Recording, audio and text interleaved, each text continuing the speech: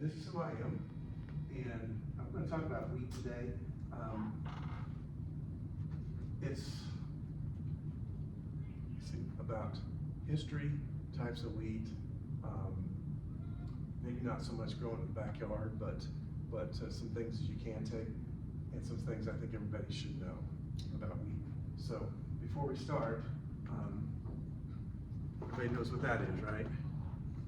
Berries.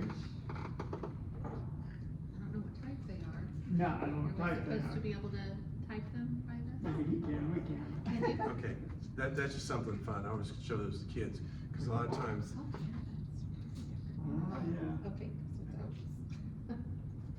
okay, I will tell you there's 4 different types of grain there. When this one is labeled, was your first one labeled? Right.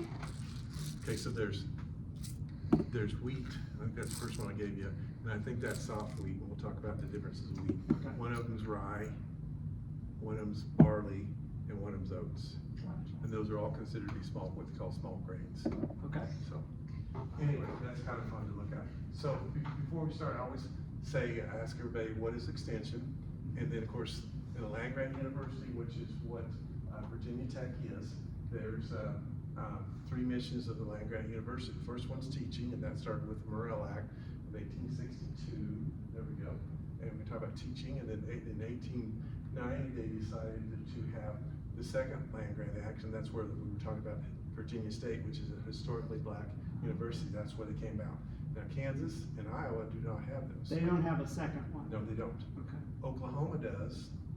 Kansas actually has a second one, which is Haskell, which used to be Haskell University in Lawrence, but that's for Native Americans. So that wasn't started. That was in 1994. So, but anyway, Wow. and then they started their research with the Hatch Act of 1887. So the idea was they had all this wonderful information, but they didn't have any way to get it out to the people, the real people.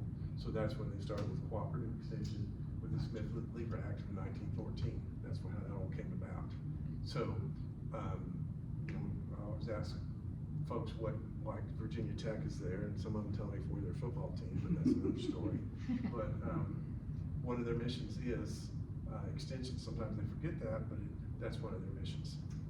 Okay, and I actually am considered to be faculty at Virginia Tech, even though I live in Fancy Gap, because we're considered to be faculty. Extension agents are considered to be faculty. Oh, wow. So, anyway, all right, so I want to talk a little bit about wheat, okay? And I've had experience with production of wheat growing up in Kansas, and I thought everybody grew wheat, just like everybody in Iowa grows corn. Right. And then I've worked on a harvest crew for a while, done plant breeding. I was a certified seed field inspector, and then I've done crop adjusting. So, so I had a lot of experience, not so much since I moved here, but in my previous life I did. Okay, so some wheat facts that this is average yield in the U.S. is 55 bushel per acre.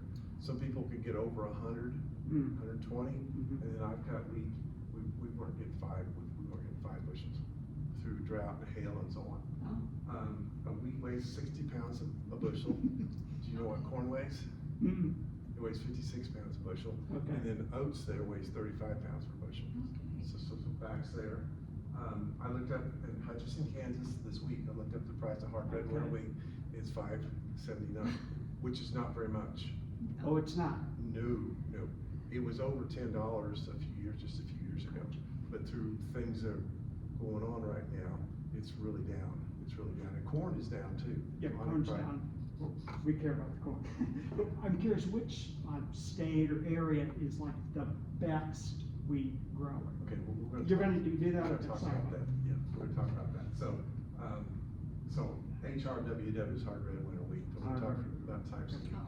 Okay, what's the price of bread right now? I got $2 to $4 a loaf, depending on where you buy it. So if you do the 1 bushel make about 90 loaves. If you do the math, you know how much that comes out to be, the value of wheat in 1 loaf. Anyway, guess.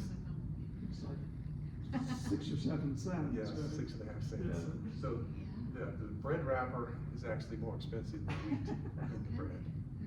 Wow. Which is pretty amazing. Yeah. Most people don't realize that. So it's actually very, very, very cheap. Okay, so, some things I wanna mention too, I did this for Rotary a few weeks ago at the program, and I always like to do this, where everybody talks about gluten, okay? Yeah, everybody talks about gluten, but what people may not realize is there's only gluten in rye, wheat, and barley. Those contain gluten. That's the only place there are, or products that have it in there. And then, triticale, which is a cross between wheat and rye. Plant breeders are trying to come up with, rye is very hardy, but it doesn't yield very well, and wheat yields very well, but it's not real hardy, so they decided they're gonna cross them, and they did, because their scientific second names are the same, so they'll cross, and they crossed them, but it didn't come out like what they thought. So there's a lot of this actually grown for forage, but not very much of it for grain. So triticale, or triticale, what some people call it. So it's a wheat rye cross. Other grains don't contain that gluten. So this is a jar of peanuts. And I always put that on there. I'm amazed when I see that. That's marketing. That's marketing. Okay. And another question I get about wheat is non-GMO. There is no GMO wheat. There's GMO corn, a lot of that. GMO soybeans, potatoes, tomatoes, but there is no wheat. There's something called clearfield wheat that you can put herbicides on it and it doesn't kill wheat. That's another story. But it is not GMO. It is not GMO. In other words, genetically modified. They've done that through clearfield wheat through selection, traditional plant breeding, not through genetic modification, which is what GMO is.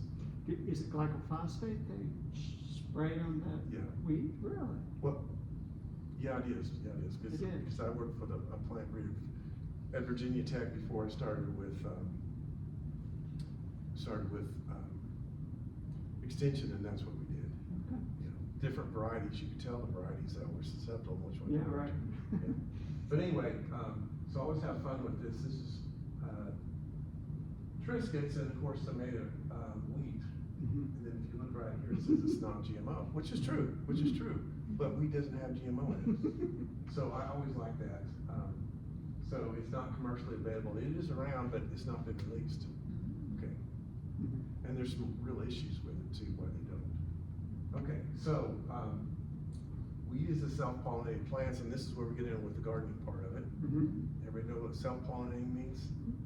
Okay, so that means that if you plant a variety of wheat or soybeans and you harvest it, you get the same plant that you planted. Okay. I watch YouTube, I don't say a lot, but there's a guy in Iowa that I follow sometimes. It's not too far from where you are. He's in central Iowa. But anyway, called Cole the Corn Star. And they're getting ready to plant corn, and somebody asked him why he doesn't keep his corn seed back, which all that seed that they plant is hybrid. It's all hybrid corn. And then wheat, there's hybrid wheat and there's hybrid soybeans, but those are done by pollinating by hand. It's a long, tedious process, which I've done both. But with corn, you go out, you hack the tassels off, and you can cross them really easily. But anyway, that's what that means, it's self-pollinating. There we go, hand pollinated. That's what we have to do with wheat and with soybeans versus open pollinated crop like corn. Okay, so it takes a long time to develop a new variety, like 10 years. Corn is much quicker than that because you don't have to hand pollinate it. Well, you hand pollinate and come up with a variety, then you got to propagate the seed. It takes a long time to propagate the seed. That's why on wheat there's what we call breeder seed, and then there's registered seed, and then there's certified seed. I'm missing one, foundation seed. In that sequence, and what they're doing is propagating the seed. And it takes a long time for them to do that. Plant breeders are the ones that do that, and then and you're aware of this, but a lot of people aren't aware that there's folks called plant breeders, and that's all they do is come up with new varieties of corn, new varieties of apples, new varieties of soybeans, or whatever. So, all right. So you got a plant. Got a plant there. We'll look at that pretty soon. All right, cool. Yeah, we'll look at that pretty soon. All right, so here's a question. Why do we eat wheat bread instead of cornbread? No, even before gluten was a big deal, Okay. we were eating cornbread instead of wheat bread. Oh, we were eating cornbread instead of wheat bread. I'm sorry, we've always eaten, traditionally we make wheat bread, not cornbread, Well, tradition. because wheat comes from Europe, right? Okay. And corn is an American product. Right, it originated, it was developed in Central Or, America. Central Asia? Central America, well, we're gonna talk about where wheat No, I comes mean from. wheat. We'll talk about that in a minute. Okay. But corn was originated in Central America, and you can actually see and find its ancestors around here now. It's called Eastern Galax, which grows around here. Hmm. I know it grows in Iowa, Mhm. and that's what the ancient plant breeders, they call them, they selected. They're the ones that came up with Indian corn, which eventually developed into the corn we have now. But the reason why we eat, that's one of the reasons why, because, you know, wheat's biblical. They talk about wheat in the Bible. They don't talk about corn. They didn't have it. But the main reason we didn't switch from wheat to corn is wheat is a higher protein content than corn is. Okay. Wheat's about 14% and corn's about 9% protein content. That's why we eat wheat bread. Okay. Okay. Fun facts. That's good. That's very good. Okay, so there's, USDA says there's 8 different classes of wheat and many different varieties. So here's some different varieties of them. Just like if you have varieties of, if you have varieties of green beans, right? You're talking about heirloom seed, there's different varieties and so on. It's the same way with wheat, So there's some examples of them. The TAM 114, Jaeger, Carl 92, those are all hard red winter wheat varieties. These up here are what we grow in Virginia, the soft wheats. So, there's 8 classes from USDA, but a couple of them we're not gonna talk about, but what I would like to talk about here in a minute is the types of wheat, okay? Now, the Plant Variety Protection Act, I just wanna mention that, this is something you guys probably never deal with, but, those plant breeders we're talking about, they spend a lot of time and money developing those varieties. So, and the farmer can grow that seed and then they plant it year after year after year, which they can do that. They can keep their own seed. But if I have this extra seed and Tatiana needs more seed, I can't sell it to her because that's violating the Plant Variety Protection Act. Now, I don't know if you've seen this in the news or not, but it's been in the news, especially a few years ago with soybeans. There's farmers, I think Missouri got really big trouble because they were selling what they call brown bag soybeans. You cannot sell it because it's violating the Plant Protection Variety Act. Because if they didn't do that, nobody would develop new varieties because they gotta make money somehow. So anyway, that's even before Monsanto and all those other big seed companies. Okay, so, these Merle, Shirley, Hiller, those are all developed at Virginia Tech varieties. Okay, so, when we talk about basically, here's the 8 classes, and we're gonna talk, these two, they consider those when they grade grain. Grain is graded, and they have different standards, US number 1, and so on, different standards. So we're not gonna talk about these, but I do wanna talk about these types of wheat: durum, hard red spring, hard red winter, soft red winter, hard white wheat, and soft white wheat. Okay, so they're used for different things. All right, first I want to talk about the durum wheat, and there's only about 5% of the total production is durum wheat. It's grown. You're asking where it's grown. It's grown up north. It likes a cooler climate. It's also a spring wheat. It's planted in the spring because it won't overwinter like red wheat does, and it's basically used for pasta. Okay, and it has a high protein content, and I think it actually weighs. It doesn't have to weigh 60 pounds per bushel to grade. I think that's the one it does. But anyway, that's durum wheat. So the wheat that's in bread is different than the wheat that's in pasta. Okay, so white wheat. There's both spring and winter wheat. It accounts for about 12 to 17% of total production. Grown in Washington, Oregon, Idaho, Michigan, New York, and others. For the north, used for noodles, crackers, and so on. Some things about white wheat. Like I said, I used to do certified seed field inspection, and there was a big push a few years ago to grow white wheat, a hard white wheat. And traditionally they grew red wheat, but the only people that are really familiar with red wheat are here in the United States, because they were exporting a lot of it and they wanted white wheat. So there was a big push to grow white wheat, but what they found out is you gotta keep them separate, and they didn't have separate facilities to handle both white wheat and red wheat. So it's still struggling a little bit. But anyway, Can I ask why do they prefer the white wheat over the red wheat? I think it's what they're used to. Okay. What they're used to. I think it's what they're used to. I'm gonna spend quite a bit of time on the red wheat, and maybe that'll answer some of your questions. Yeah. Okay, so the hard red spring wheat, about 25% of the production, and that's grown in the northern plains, because again, it's too cold for winter wheat to overwinter there. So it's growing for the north. It has a higher protein level than what the winter wheats do, and they use it for specialty breads.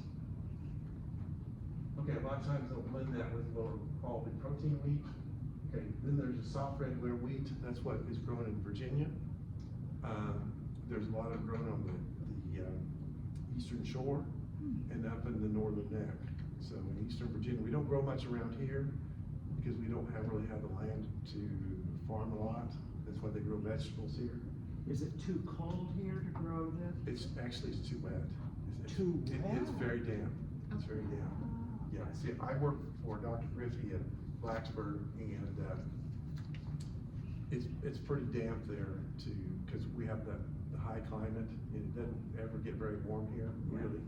And it did a lot better on the northern neck, where it's a lot lower elevation.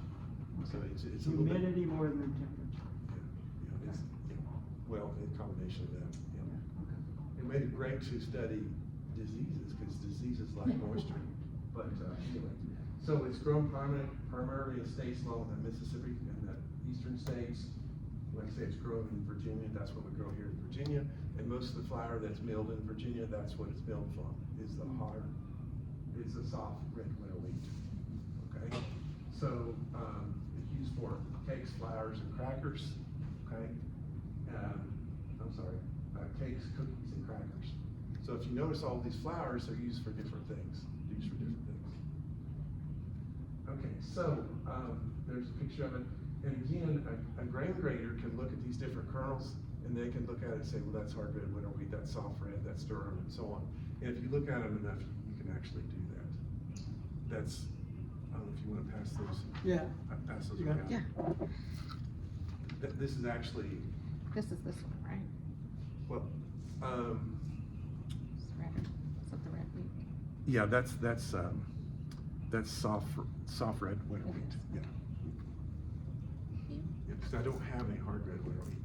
But anyway, there's also oats in there, rye and barley. Because a lot of times people have not seen those. Okay, and then the one we'd spend a little bit more time on is a hard red winter wheat. Okay, and that's where what is mostly produced, because we're talking about exporting, that's what they grow most of, hard red winter wheat. It's grown primarily in the Great Plains from northern Texas through Montana. There's another outfit that's in Montana that I watch on YouTube called the Welkers, and they grow mostly spring wheat, but they do grow some hard red winter wheat. But again, they have a hard time doing it because they can't get it in the ground soon enough before it gets too cold. And it is bread wheat. It's known as bread wheat. So it makes really good bread. And there's a picture of it. And I want to talk a little bit about the history of this, because I love history, and it's fascinating to me. I hope. Well, you're here, so you're a captive audience. But anyway, so hard red winter wheat. You know, a couple of years ago when the war started in Ukraine, and they showed a picture of there, and a lot of that was out in the country, and they showed the farmers and so on. And I thought, you know, all that looks really familiar. It looked very familiar after having grown up in Kansas. And there's a reason why it looked very familiar. And that's one of the reasons why I did this, that it was actually hard red winter wheat was actually brought to central Kansas by the Mennonites from Ukraine in 1874. And what happened, if you know your American history, that the Great Plains, they're trying to settle it, and the railroads, they built the railroads, and the government gave a whole bunch of land to the railroads to build all these railroads. So they owned all this land, so they were trying to sell all this land, and they had to bring immigrants in to settle on the land. So they actually went to Ukraine and went to Europe and found these folks, and they came to the United States, and they brought the hard red wheat with them. Now, the thing about the Mennonites, they were originally from the Netherlands, okay? And they, in the 1700s, Catherine the Great invited them to come to Russia and to farm, because they were very good farmers, and so they moved to Ukraine and they started growing the hard red winter wheat. I was going to say something else about this. Anyway. So that's how they got here. And then in the 1880s, this guy, the Tsar, wanted to draft him into the military. Of course, if you know Mennonites, they are very, they don't believe in that. So that's one of the reasons why they came to the United States, you know, freedom of religion. And it's not really about the Mennonites, but there's another group called the Volga Germans, and this is another, and they were Roman Catholic, and they moved from Germany to the Volga River in Russia. Catherine the Great invited them. The same thing happened. They were going to get drafted, so they all moved to Kansas again and to Victoria. And the thing about Victoria, if you know, what kind of a name is Victoria? British. It's very British. And if you, but this is where the Germans settled. So how did the Germans come up with that's another story. But anyway, Victoria is also the site of where the first Angus cattle in the United States were reported to. And that's another story. That's another story. And they were Scottish, the cattle one. Aberdeen Angus, yeah, that's what. I didn't know. Yeah, but actually it was a bunch of second-born British aristocracy that knew they were going to get land in Great Britain. So they thought, well, we'll go to Kansas and have a good time. So they moved here and they brought their cattle, but they didn't stay because it was too hard. It was too hard. And the Germans, Volga Germans, settled right next to them. So the British all left, and that's why that town's called Victoria, and there's a bunch of Germans that live there, and they're still there. So, anyway. All right, that's another story. Hard red winter wheat, really quickly. So that the Mennonites brought him over, and then brought it over to the United States. And then about 1900, the plant breeders, this guy Mark Carleton, who worked for USDA, realized what a great crop that was. So he went back over to Ukraine and Russia and brought back many varieties, and that's called turkey red wheat, and that's what we still grow today. So I find that fascinating that it adapted so well to that climate that he went back over and developed those varieties. So that's the ones that we grow here that they what we grow today. Now, unfortunately, like a lot of other things that we bring in, the bindweed came with it. So that's how we have bindweed in the United States. Fortunately, I have not seen bindweed in Carroll County. We do not want it. But that's something that arrived with the seed. I mean, it's really pretty pink or purple flower. White flower, very pretty, but it's a mess. It's really a mess. Okay, so that's what it looks like. But it is on the Virginia Tech Weed ID site, so I know it's here. They wouldn't have it if it wasn't. Okay, so when you talk about production, hard red winter wheat is sown in the fall. I took this picture in September, and he was sowing wheat. I don't know if you ever have heard about tumbleweeds or whatever, or those stories. That's what these green things are right here growing. And that was the end of the summer. They will, when it freezes, they'll die and they'll break off and they'll start blowing, and that's where tumbleweeds. The official name for it is actually kosher Russian thistle, but anyway, so. Anyway, he's sowing wheat here with the drills, and then harvest comes around in June and July, and this was taken quite a while ago. Well, I was on a harvest crew, and this tall skinny guy there, that's me, about 50 pounds less, but anyway, we were cutting, every time I look at that picture, I feel the hot wind blowing. And this is facing east, and the wind is blowing south to north. And these trucks here, it was a half a mile swath, so you go half a mile before you have to turn around. But anyway, so it's harvested in the summer, and then it goes to grain storage. There's the grain elevator, and that's where it's stored. So it's shipped out. Notice all the railroad cars ship it out on railroads. And then sometimes, I always find this amazing, sometimes they have too much of a crop and it's stored outside. This is in western Kansas. I don't remember what year it was, but I was driving by there. They had a pile of it. And then a few years ago, Vicki and I visited Kansas, and there's even a bigger pile of it. I think there was like 500,000 bushel there. So they don't even cover it or anything, does it go to waste? No, it doesn't rain, so they can pile it on the ground. It doesn't rain? No, Okay, no, wow, it doesn't okay. But they do the same thing with corn in Iowa when they harvest too much, but they cover it, because it does rain in What Iowa. about birds and things? Well, I mean, What are you gonna do? Yeah, and the voles you're talking about, mice, and, Yeah. If it's gonna be more than a few months, they will cover it or remove it. I actually have a picture of a bigger pile of sorghum, and I know that pile was a quarter mile long, and I think it was 1.5 million bushels. They had a tremendous crop that year, and they didn't have enough room. Yeah. So, anyway, I took that picture because I know most people wouldn't believe it. Okay, so, and then after it's harvested, a lot of the flour goes to, wheat goes to a flour mill. Okay, a lot of it's export, it's made into flour. Now, this is a picture of a flour mill, and this is a place not too far where I used to live. And I'm going to do a commercial here. I'm not getting paid for this, but so this is Stafford County Flour Mills in Hudson, Kansas, and they produce something called Hudson cream flour. And I don't know if anybody's seen this or not, but you can actually buy it here. You can actually buy it here.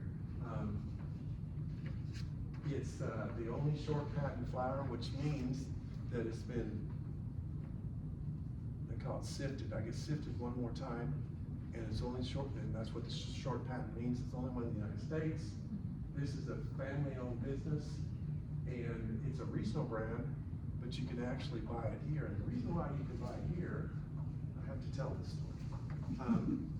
So when I lived in Kansas, the mill was less than a half an hour from where I used to live, and I used to teach at ag business at the community college, and I would take my plant science class to this flour mill, and we would get a tour of it.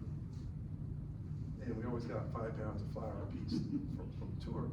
But the man that, he was the CEO and general manager of the place, because it's a family-owned business, and he was in his 80s at that time, and he was still riding the man lift up and down the grain elevator, which is pretty amazing.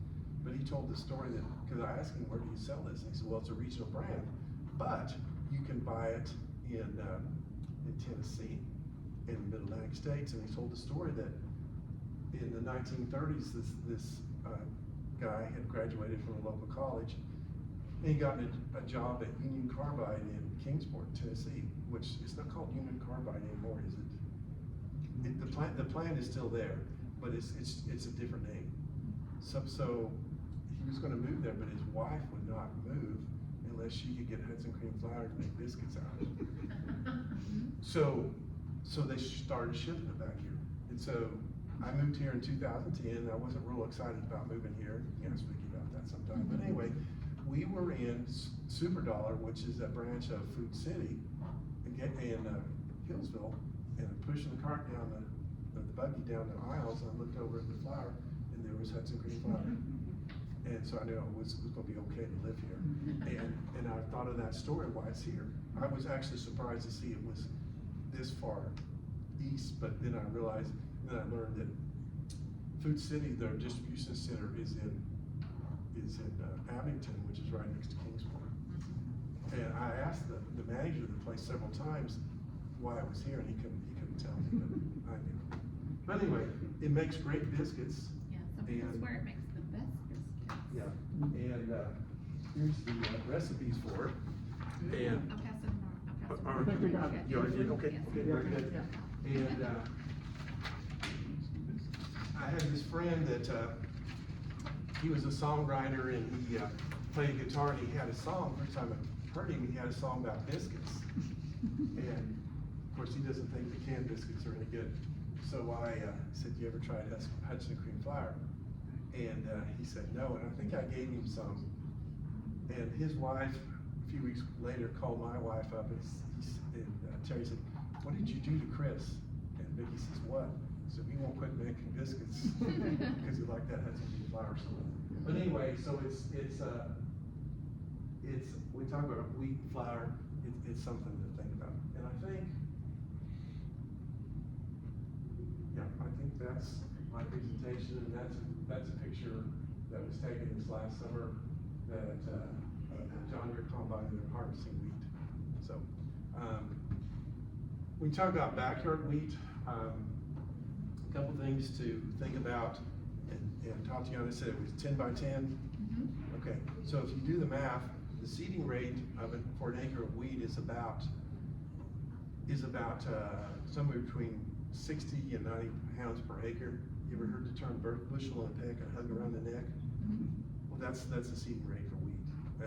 Depending on where you are, that's between 60 and 90 pounds.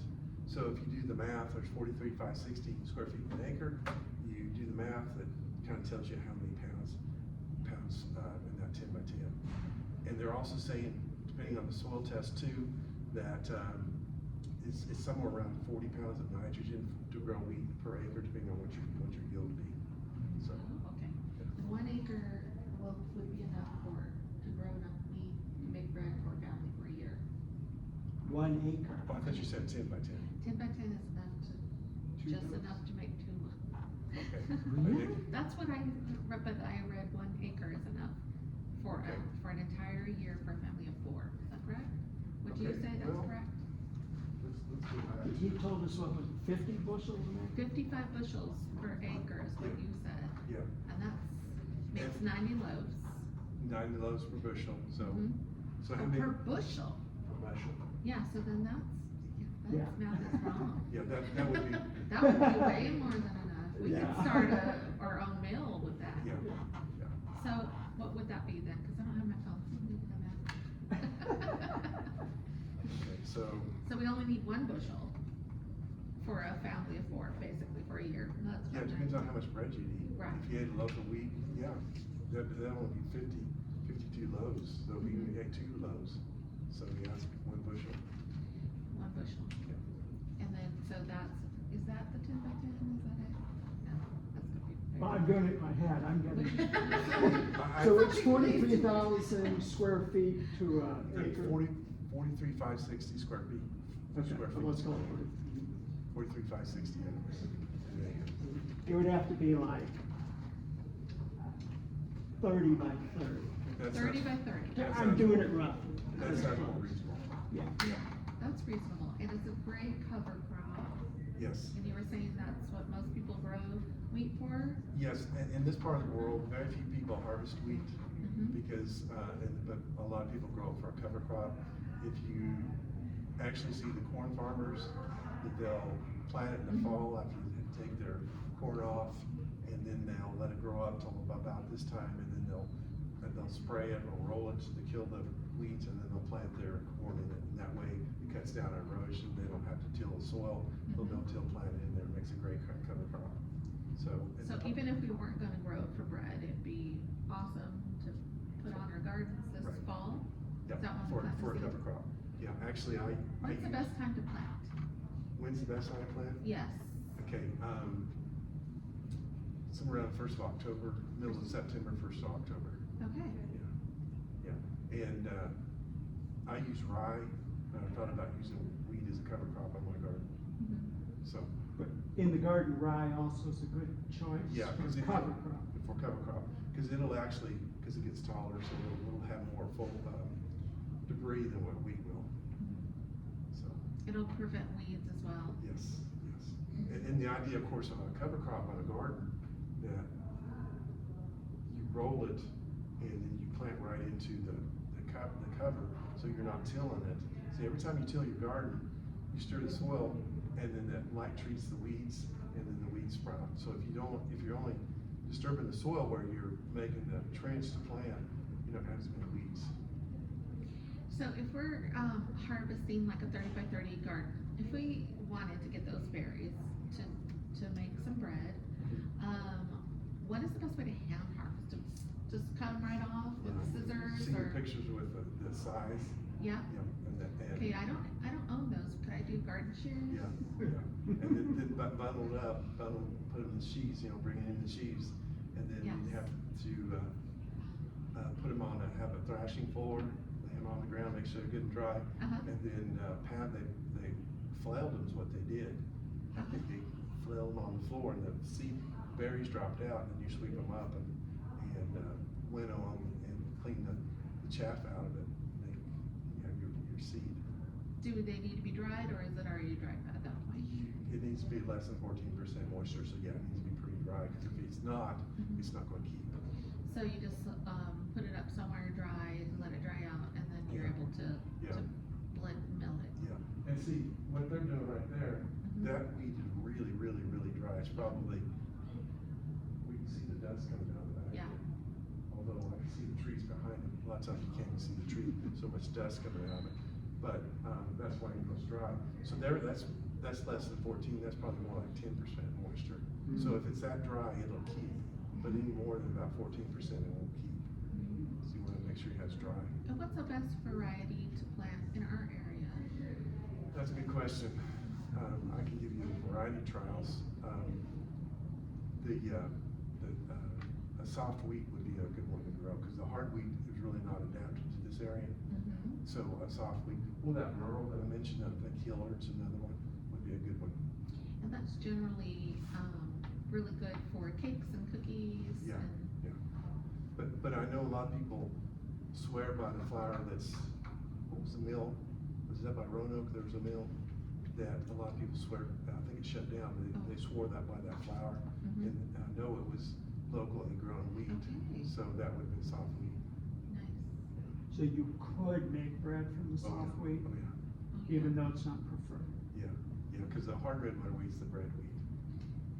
And is that just because it contains more protein or? It's the milling qualities of it. Mhm. There's a whole curriculum, a whole field of just on milling, Mhm. milling science. Mhm. It's a science Mhm. that to be able to mill wheat and process it the way it's supposed to be. Okay. So there's a lot of science in that. My sister has a degree in mechanical engineering, Mhm. and then she spent one more semester, and she also has a degree in bakery science. Mhm. And so it's an engineering curriculum is what it is. And that's a unique, milling science, baking science, that's a unique curriculum at Kansas State. They've got the one of the very, very, very few milling curriculums in the world. So, So I guess this is slightly off subject. So we've got some volunteer plants from our chicken feed, and we're thinking that this is oat. Is this oat or wheat? Because it looks similar to that one. To the oat seed here. Yeah, I think this is wheat. it is wheat. I Okay. think it is. You think it is, but you couldn't tell right now what type. No, of. actually, that's rye. It's Oh, really? rye. Okay. Yeah, it's either rye or barley. You see all the rows of seeds here? Yes. I think that's actually barley. Okay. 1, 2, I think it's 6-row barley. What's- Which makes sense, because if it came from your chicken feed, Yes. it probably didn't get milled and it sprouted. Yeah, because So- there are some seeds that look similar to that's in that. It's an organic feed, but. Yeah. Right. So now we need to make some beer, is what you're telling me. It's funny you mentioned that, and I'm gonna say this this wrong here, but I called it, there's 6-row and 8-row barley, and then there's hold and holeless barley. One of them, I don't remember exactly for sure, one of them's used for cattle feed or chicken feed, like you're saying, but the other one is what they make beer out of. Oh, okay, so it's a different type, Yeah, I variety. think the holeless barley is what they make beer out of, and that's the 6-row, I'm pretty sure. Okay, that Do you have makes any idea if that would grow here well? It sure barley? does. Barley, this area is pretty healthy, but barley, do they grow it here commercially, do you know? Well, that's funny you asked that. When I worked for Dr. Griffey, he was a small grains breeder, so that meant wheat, and then he had a bunch of research money to grow barley because there was a big push to grow what you just said, barley to brew with. So yeah, it will grow here. And I'll just tell you, I'm growing 3 varieties of hops here, and they grow like weeds here. Oh, they do, oh, hops. Hops grow beautifully here, yeah. So another question about this, so, as you know, we have a bunch of chickens, and, would this be a great cover crop Barley, go in ahead. the, like, so it's growing now, Yeah. in the spring, will it grow again as No. over winter? No, it will not, No, okay. it's an annual, not a perennial. Oh, So okay. you have to reseed it. Oh, Yeah.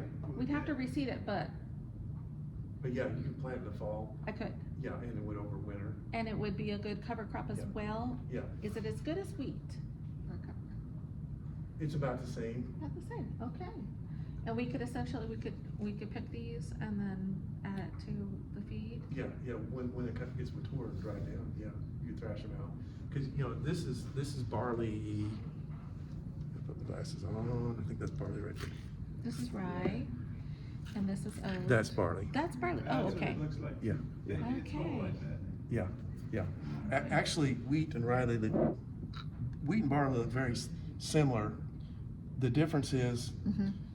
Yeah, these are pointier. it looks like it still has the hull on it, because on wheat, it has a hole around it, and then when they combine it, it knocks that hole off of it, and you have the bare seed, if you will, but barley, the hole doesn't come off. That's, All right. So if we were to harvest by hand, so I'm like, like with my big Yeah. shears, and then I put it on something, a sheet, yeah, do I bash it? flail it, yeah. Flail it, Yeah, okay. make sure that. I don't own a flail, can I just? Yeah. The main thing is to make sure it's really, really, really, really dry. Okay, dry it first. Yeah, because it Okay. won't thrash if it's not dry. Okay, You put it in a dehumidifier? Or dryer, you can do that. But the main thing is make sure like it's in my dry. clothes dryer? I wouldn't put the. Okay. No, that'd be a mess. So, anyway, those are good questions. We keep talking, did you guys have a question? Yes. Well, we were looking at some of the difference between modern wheat and ancient wheat and the digestibility of it. We got into einkorn wheat and flour, Uh-huh.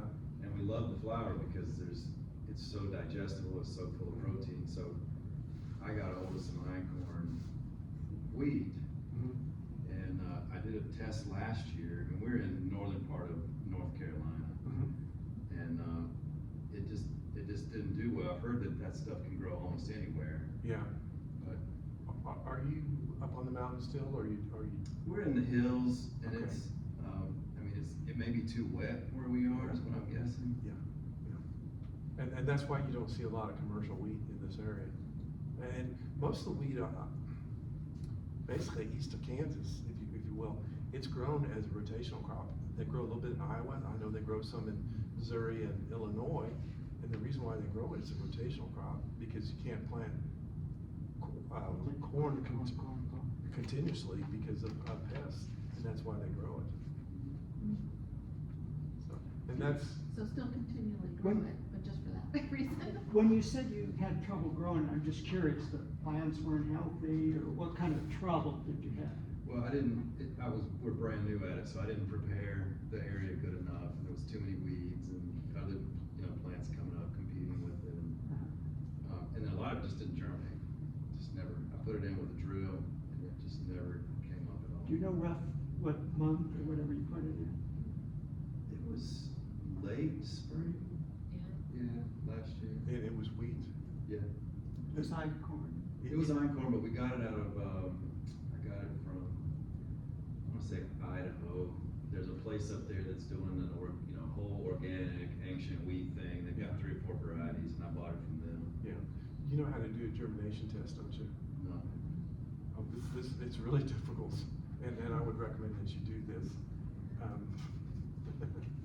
Another story here. Yeah. So when I was growing up, my dad was always harvesting brome seed, which is a cool season grass, and he would he'd combine himself and put it in the bin, and he'd get ready to plant, and he would do a germination test. And so what he would do is take a paper towel and he'd count out 10 seeds, and then he'd make it wet, and then he'd probably do that 10 times, and then he'd put it in the bathroom because it's always moist in the bathroom.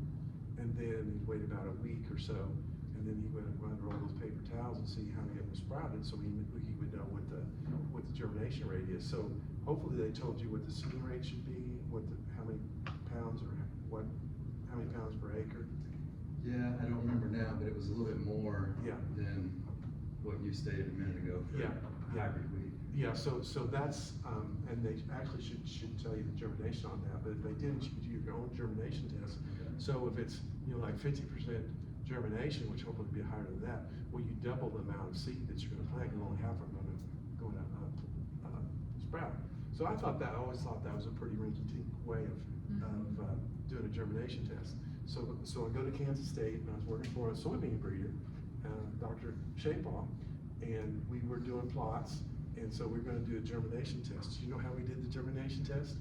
Took paper towel, counted out 10 seeds, did that 10 times, and damped them. Instead of putting it in the bathroom, we had a germination chamber. We had a germination. Yeah, instead of the bathroom. Well, it's the same thing. Yeah. What would be your suggestion to him if he'd like to do it again, to prep the soil, when to plant? How big of an area did you have? It wasn't, what I ended up actually planting was probably an acre. Okay. And it was, Now you know how much you're gonna get. well, I'm gonna scale it I'm gonna try again, but scale it way down this time and just try a much smaller plot that I can take better care of. Yeah, and And try winter. did you plant it in rows, or how did you plant it? Yeah, but with a drill, I just put a little drill behind my tractor. Okay, so you probably planted it, if it's a type of corn, right? What did you call it? It's called einkorn, but it's a wheat. It's an ancient wheat that's not ever Yeah. been crossed, apparently, is what we read. Yeah, and it's a spring wheat? I read that it can be either, that it's supposed to grow anywhere, it can handle, They have it in California too, right? That's yeah, it's where- supposed to be able to handle even different moisture rates and different altitudes and everything. You know, if it'll tolerate the winter, I'd plant it in the fall. That's what I'm gonna try this year. Yeah, I would, because what happens is, you have trouble with the weeds. See, what happens is, a lot of the warm season weeds, they'll sprout after you plant it, and then the frost comes along and kills the weeds, but the wheat grows. And that's one of the reasons why winter wheat is so successful, Okay. because you plant it, and then the frost comes along and kills the weeds. And so you don't have the weed pressure like you do with some of the other crops. Okay, well, that's encouraging. I was hoping that trying it over the winter would be better. Yeah, I would read up on that and see. Okay. And did they talk about soil fertility, how much fertilizer and so on to put on?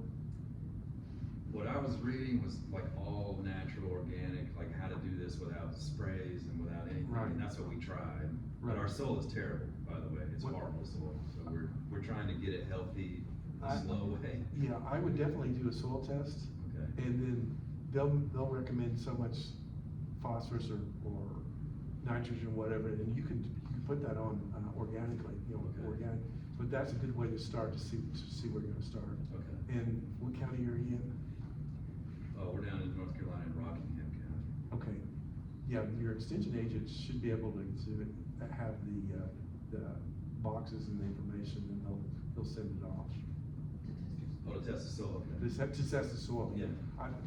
I tell everybody that when they're trying to grow something, that's the first place to start. That's a good idea. And a lot of it goes back to the soil and soil fertility. Yeah. And pine corn is still strange enough that people are trying to figure it out. Most of the people I talk to don't know anything about it. Yeah, and then they're gonna ask about a code of what you're growing, just put down wheat, because it's a type of wheat. Yeah.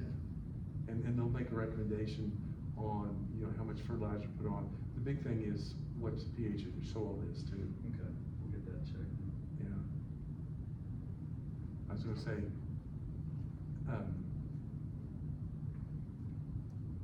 I could give you Virginia boxes, but, I think you'd be better off to talk to your agent.